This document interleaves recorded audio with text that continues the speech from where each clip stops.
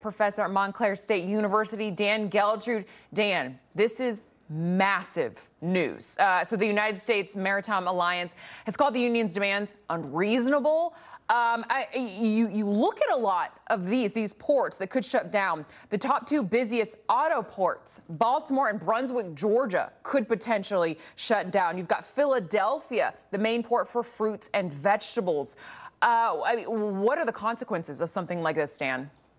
Well, they could be major, especially how they're going to interrupt supply chains. And we've already heard about that so many times. And we've had the experiences of when supply chains go down, people suffer. Now, the good news is that holiday inventories, for the most part, are already in. So we shouldn't feel the impact specifically related to things for the holidays. However, if we look at what happened last time when there was a major strike with the West Coast ports, it went 11 days and it took us 6 months to recover. So the impact really could be major here.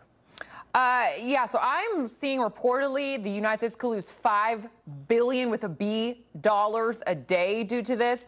Dan, is it the report's true that obviously higher prices on groceries and fuel could come out of this? And not only that, you talk about, Trump's always talking about everything needs to be made right here in the States. A lot of this stuff is coming from Asia, South America, things being made right here in the United States. That would actually help things like this if dock workers were to strike like this. Well, that's one thing that we've learned again from the pandemic, right? When we are relying upon foreign goods, and there are so many things that can happen around the world that would interrupt those supply chains. Here is an example. If our ports are going to shut down and we can't get foreign products in, yeah, we're going to feel it because of supply and demand. But if we were producing that stuff domestically, obviously, we wouldn't feel this impact anywhere near as much. Yeah, exactly. So let's move on just a little bit. So Toyota announcing a sweeping recall of Corolla Cross hybrid vehicles due to serious safety concerns. So according to a press release, Toyota explained how the Cross hybrid will mistakenly brake, increasing the risk of a crash. So Dan, Toyota stock is down almost a whopping 4%. How much of a toll will this have on Toyota's sales and market share?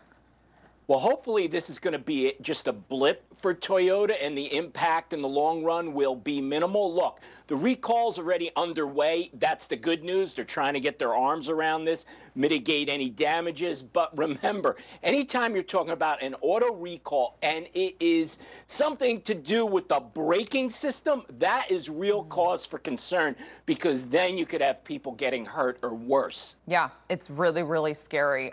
So the satellite solutions provider EchoStar is on the brink of a deal to sell its Dish network to DirecTV, just as looming debt payments threatens to shake things up. So this deal is being driven by the fact that EchoStar looks to pay off roughly a whopping $1.9 billion in debt. Then you've got Wall Street analyst Craig Moffett explaining, quote, "The bottom line is that we now see bankruptcy in the next 4 to 6 months as the most likely outcome for EchoStar. They will need to raise new capital." So Dan, how do you see this potential sale influencing investors' decisions in both of these companies?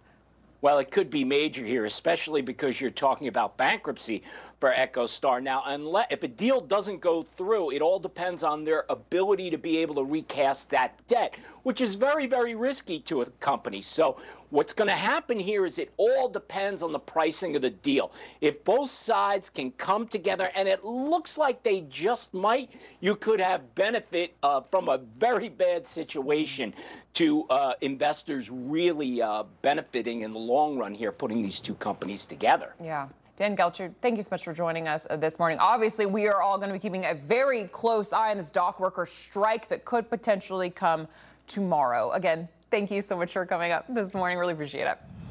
Thanks, Alex.